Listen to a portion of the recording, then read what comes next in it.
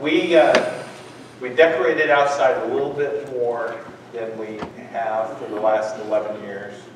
Last year, we bought the house on November 30th, moved in, and just didn't have time.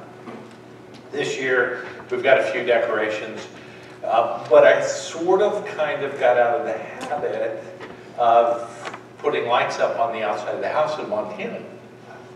And for those of you who complained about the cold last night, let me just tell you that you take that temperature and several inches of snow and you put it farther back on the calendar, so much so that you actually contemplate putting up lights at the beginning of November, if not October, because by the time you get out there and you're putting the lights up, have you tried to put them up in bitter cold? You know, it's like, okay, I can't do this detail work with gloves. So if I take the gloves off, then I have to run in and let the frostbite not set in. And it's that bad. Yeah, it's that bad. So yesterday I was looking at this big PVC container that I've got of Christmas lights, and I plugged a few in, and about half of them didn't work, and I'm thinking, yeah. But what about when you were growing up? Do you remember what Christmas was like growing up? I have to tell you, I was not a perfect little child. I know you think I was. I was known, after a while, they finally figured out what I was doing. I would take the Christmas presents. Oh, the kids are gone, I can say this. Well, Evan's still here. I would take the Christmas presents, and I had learned how to very carefully open them up, slide the boxes out, open up the boxes, look and see what I got, slide it all back in, put the wrapping paper back on, and nobody knew. So come Christmas morning, I knew practically everything that I was going to get. Yeah. Hey, any of you got those sort of moments? Yeah. Well, I want us to rethink Christmas. So let's explore this story. I'm calling it Wise this morning. You all understand why. And we're going to look at the Magi. And let's just go and look at Matthew's story of the Magi visiting Jesus. Verse 1 of chapter 2 of Matthew.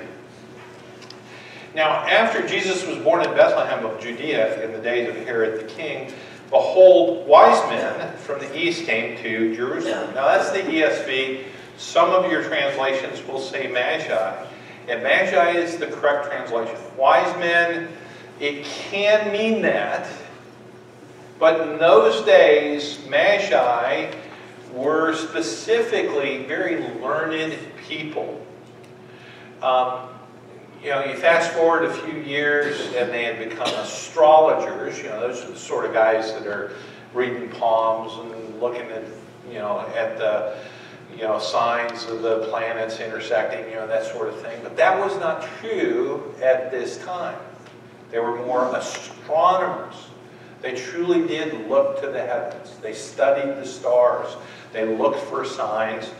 And because they were learned people, they became known in the Bible story as wise men. But that's going to be a clue as to why the title of today's sermon is Wise. So the wise men from the east came to Jerusalem, saying, "Where is he who has been born King of the Jews? For we saw his star when it rose and came to worship him." Now, how many wise men are in the story? Thank you. Yes, it's set in. It doesn't say. Some Christmas card in 1913 said it was 3, and there was a tradition. They even gave names to them. And no, it doesn't say that. And one of the reasons for 3 is because they brought what? Gold. Yeah, 3 gifts. So that's why it's all there. But that's not what the Bible story says. And where did they arrive first? Jerusalem. Yeah, they went to the seat of the empire. And so then verse 3, we find this very notable person. When Herod the king heard this, he was troubled, and all Jerusalem with him. Wait, there's a king that's been born? Hold on to that. We're going to cover it in just a few seconds.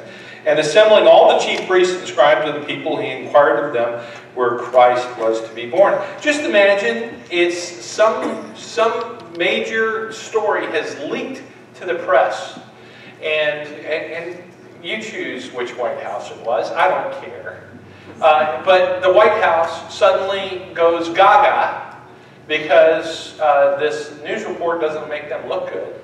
And what are they doing? They're all scrambling around trying to make something, they're trying to figure out this story. So that's what Matthew's describing here.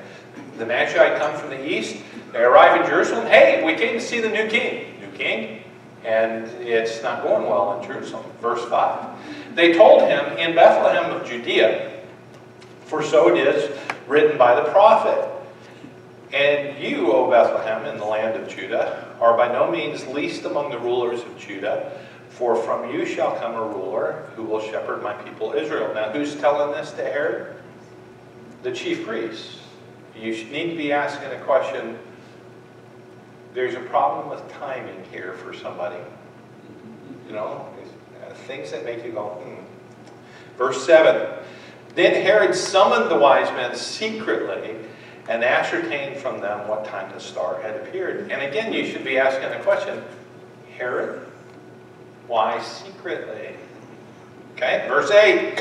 And he sent them to Bethlehem, saying, go and search diligently for the child. And when you have found him, his lips dripping with honey, bring me word so that I too may come and worship him. After listening to the king, they went on their way, and behold, the star that they had seen when it rose went before them until it came to rest over the place where the child was. When they saw the star, they rejoiced exceedingly with great joy. And going into the house, they saw the child with Mary his mother, and they fell down and worshipped him.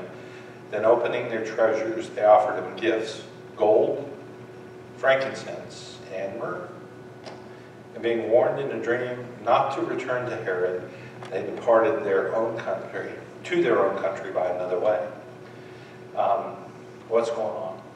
Well, the title, of course, is Wise.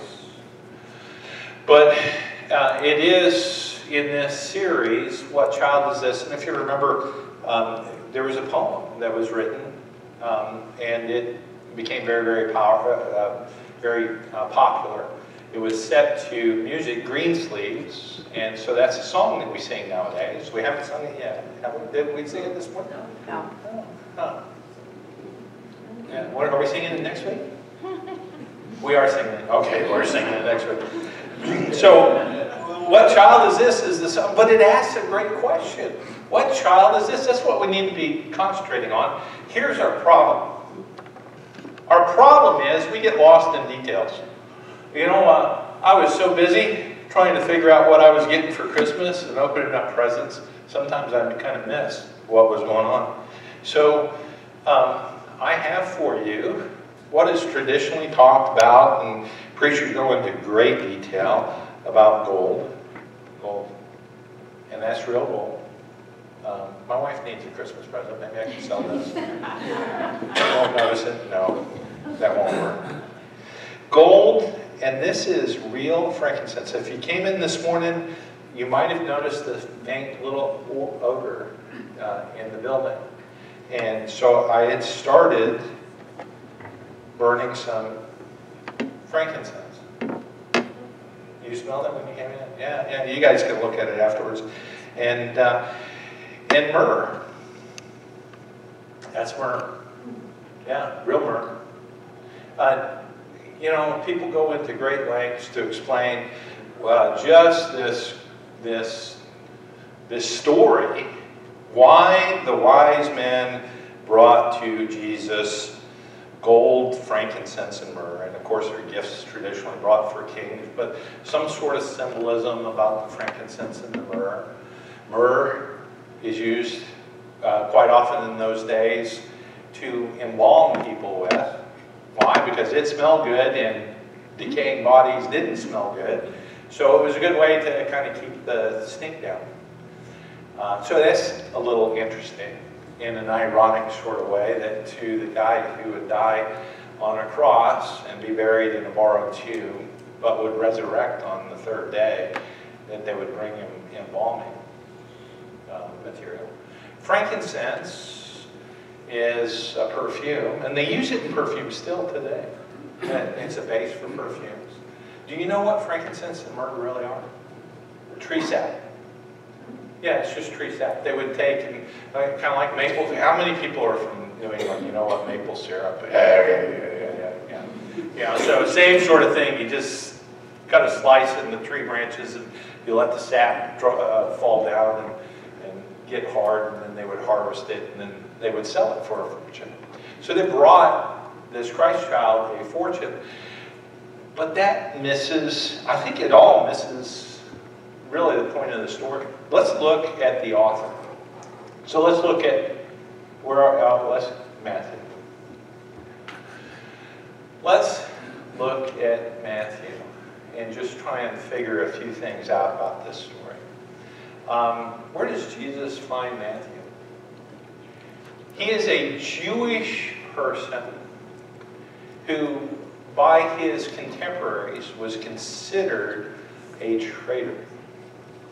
If you were also a Jewish person and you met somebody like Matthew, you would have considered him a traitor to the Jewish people, and here's why.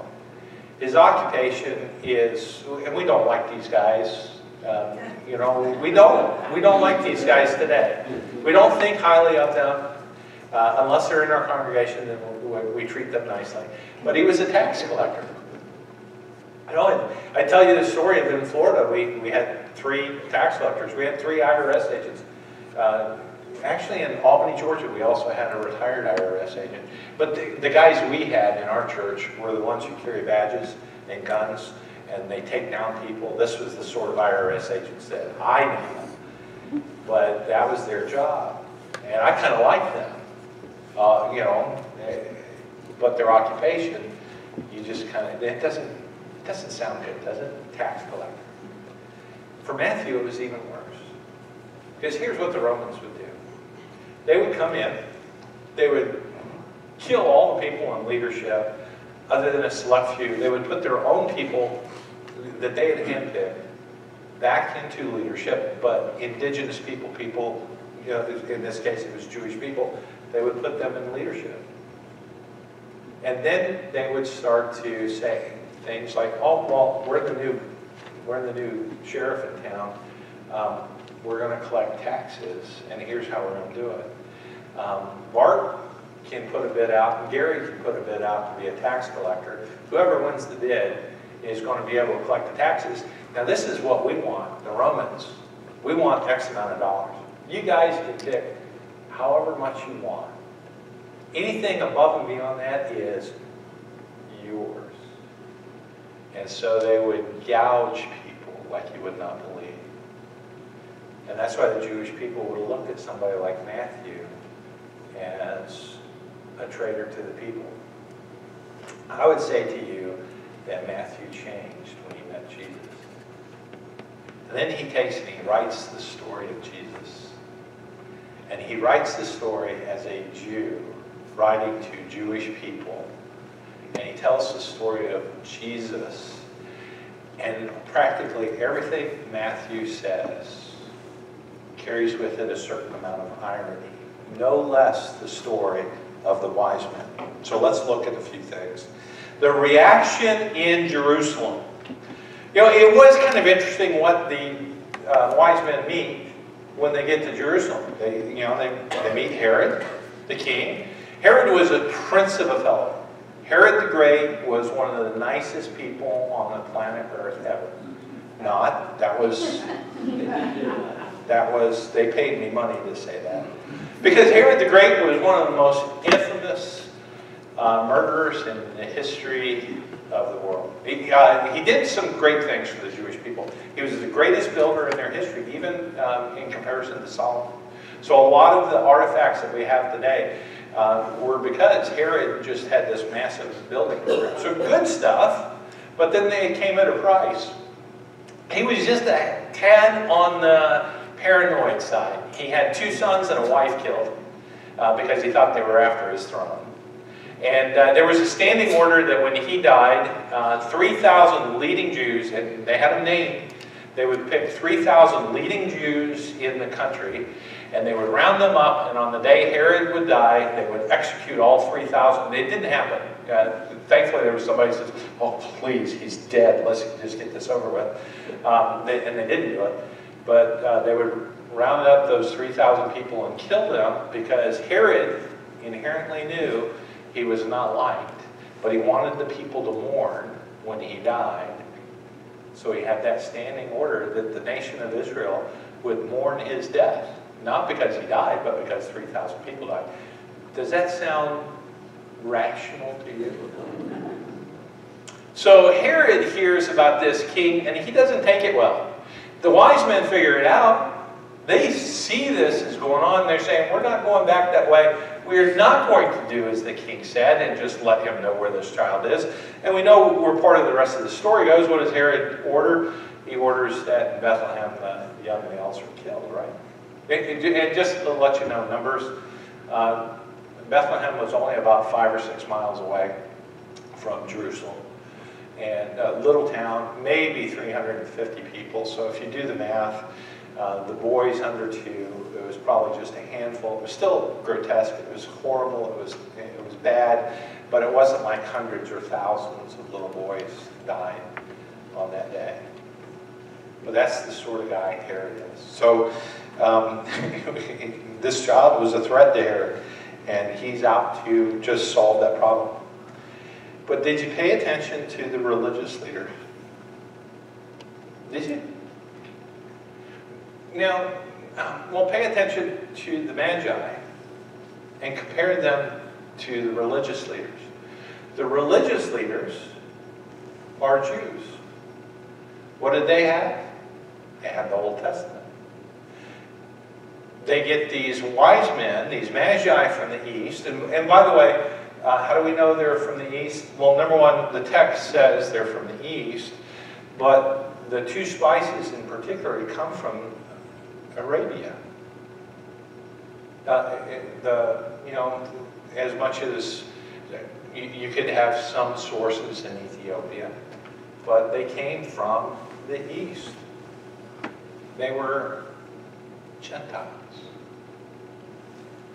And here's the Jewish people and the Jewish leaders, and these Gentiles come and say, hey, there's a new king of the Jews, and we want to worship him, which is a clue. And they say, where is he? And Herod calls for the leading religious leaders, and they fumble around and they bumble around and they get their text out and they say, oh yeah, it's here. It says he's going to be born in Bethlehem. Doesn't that strike you as ironic? That here are people who had everything they needed to know what was coming, and it caught them by surprise. Isn't that ironic? I think Matthew is showing us a great irony between these Gentile wise men who come to worship the Christ child and the Jewish leaders who did not see it coming. Sometimes we can be too close to the problem. Go back a few years, 1968. Some of us remember it. I was 10. For some of you who were a little bit older, in 1968. But do you remember Christmas commercials? How many remember? It's not, Christmas doesn't start until the Norelco commercial comes on, and it's the Santa Claus on the Norelco, going up and down. You remember those? Do you remember? What about? Was it J. Cameron Swayze? What was his name? John Cameron Swayze. Yeah. And what did he advertise? Timex watches. Yeah, it takes a lick. And now think about it. For those of us who are old enough to remember, what was Timex watches like? I mean, because remember, we've got some babies in here who don't even know what that is. So, was a Timex, I mean, Rolex, Timex, or Timex, Rolex? Yeah. What was the big, in 1968, if you had asked who is going to rule the watchmaking world in 20 years, most people would say, who? The Swiss. Do you remember those commercials? Remember those commercials? 17 jewel movement. Does who knows what a jewel is? And why do you need 17 in a watch? I mean, really, come on. Did you ever ask those questions when you were a kid? I would just to let you know how weird I was. When something broke, like my mom's iron broke, I would take it apart because I wanted to see how it worked. I'd try to put it back together and make it work. Same thing with watches. I would take the watches apart. So I want to see where the 17 jewels were. But anyway, in 1968, the capital of the watchmaking world was Switzerland. Do you remember that? Dick? I mean, do you remember that? Did you have one of those? Yeah, Dick. Will you be my sugar daddy? so anyway, so here's these watches made by these little Swiss watchmakers in 1968. 62,000 watchmakers in Switzerland. And it was a big industry. And believe me, if you wanted to give your loved one, if you want to give your sugar, is he your sugar daddy? Of course he is. I don't know. I think he got the better end of the deal. So anyway, you wanted to get your loved one something special, you got him a watch. And you got him a Swiss watch, and it had 17 jewels, and it was handmade. And what was the big message they were trying to get across? Precision. This is engineering miracle. These are these little watchmakers over there. They're putting all this stuff together by hand. And when you got that watch, it was going to be reliable, right? And you were going to spend big bucks for it. What happened? Do you guys know the rest of the story? Do you even have a watch? Because you have a cell phone, don't you? Is there anybody in here with us? I was trying to think as I was preparing for the message. Does anybody in this congregation have a smartwatch? I may be the first. You have a smartwatch. Wait! There's things that make you go, and I'm just thinking, aren't you still living at home?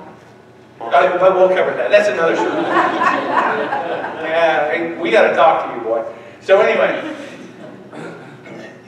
nowadays, the kids are taking their phones. Why? Because, and I'm, excuse me, I'm like a kid. I've got my cell phone. It tells the time. What happened in 1978? What was being advertised for Christmas in 1978? Casio. Remember Casio? Casio digital watches. Well, here's the rest of the story. Talk about being too close to the problem and you can't see the forest for the trees. Here's the rest of the story. Within just a few years, 1968, digital watches were starting to take over the world. Everybody was wearing a digital watch. They weren't bothering with these 17 jewel watches. 50,000 watchmakers in Switzerland lost their job. What had been the dominant, it's like, where do you go for Roquefort cheese? You go to the Roquefort region, right? Where do you go for Champagne? You go to the Champagne region. Where do you go for a watch? You go to Switzerland. And that all stopped. Because people were wearing digital watches. It's crazy. which were more accurate than the Swiss watch, and they were a whole lot cheaper. And the irony is, it eventually became the precursor to these cell phones and smartwatches that we have, because it's a computer. It's a little tiny computer chip in there. So wonderful. Do you know who invented the quartz? And they were called the quartz movement. You know who invented the quartz movement? The Swiss. And what they did, here's what happened. The Swiss, I got all this. This story inspired me 30 years ago. I saw a movie, a leadership movie about the paradigm shift. And this was one of the main stories in it. It's still a great sermon illustration. Some Swiss watchmaker said, hey, this is what's going on. They took it to the Swiss watch manufacturing industry. And you know what they said? Nah, that'll never be anything. That'll never work. You know, it's kind of those famous statements that happen. If people were meant to fly, they'd have wings, you know. Who needs, I still remember talking to an elder who was a tax collector, a retired IRS director, and he had a computer, he was doing taxes with a 30 meg hard drive. And he says, I don't know why people need 40 megs. What are we dealing with? We're dealing with terabytes now. You know, it's just those sort of statements.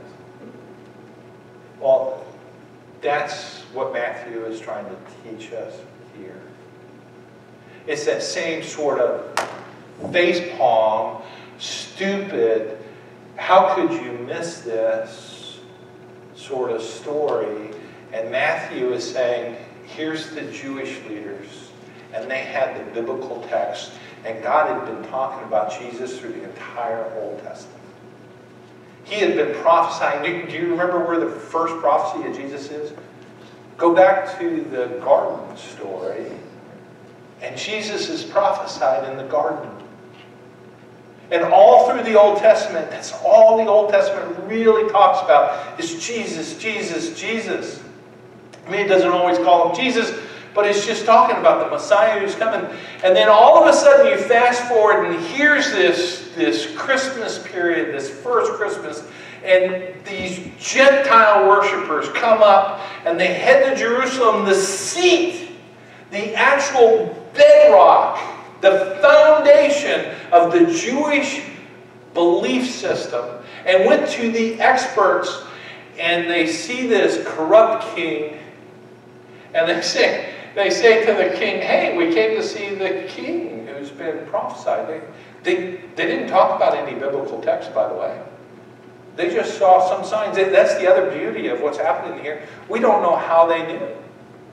We don't know really. I mean, there's conjecture about which star they were talking about, all that stuff. I don't think that's the part of the story Matthew wants to tell us. I don't think God thought that was important. I think what God wants us to see is you can be too close to the forest, you can't see the forest for the trees. And that's what happened with these Jewish people. And here's these wise men who come, and here's the irony, the first Gentile worshipers of Jesus. That in itself is amazing. Who are the first Jewish worshipers of Jesus? Remember? A bunch of snot-nosed kids. We talked about them last week. The shepherds. Yeah, kids. Kids that you give the worst job in the household to. Those were the Jewish worshipers. Who's the Gentile worshipers? Some guys who came from the east who weren't even Jewish. And what happened? It changed everything, didn't it? With that in mind, I want you to watch this video. You got it, Evan?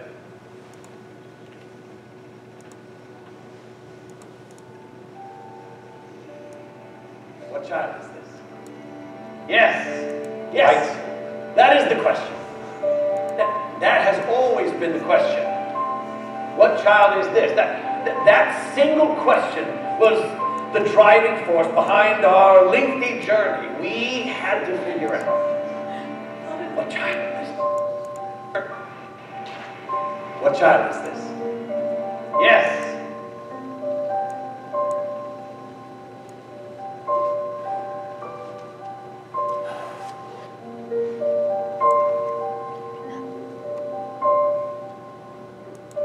I think we lost it, Evan.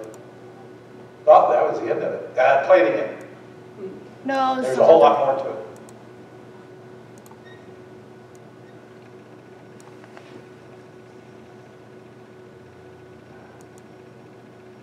Let's see.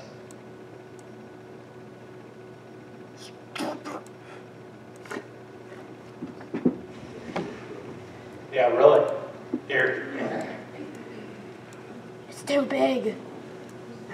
Hey, wait, I thought you were like 10 years old. Aren't you supposed to know more than all the rest of us combined? Finally. There you go. What child is this? Yes. Yes. That is the question. That has always been the question. What child is this? That single question was the driving force behind our lengthy journey. We had to figure out what child this is. And I know, my friends, we have been called wise by many of the people we encountered along our journey, if even for a brief moment. I hesitate to give much credence to their judgment. But it is known, or it should be known, that knowledge is acquired by keeping one's eyes open and mouth shut. So, may I suggest that you keep your mouths closed and your ears open, and I will, to the best of my ability, answer your question as clear as I can. 1, we did not stumble upon this child. No, we found a needle in a haystack. And how did we find this needle? We followed the star. I know. To many, that would be considered a fool's errand, but we are no fools. No, that star was moved by some unseen force. And who moves stars? But God. 2, we encountered that corrupt king. That king wanted us to find the child so that he could worship the child. My friends, do kings worship babies?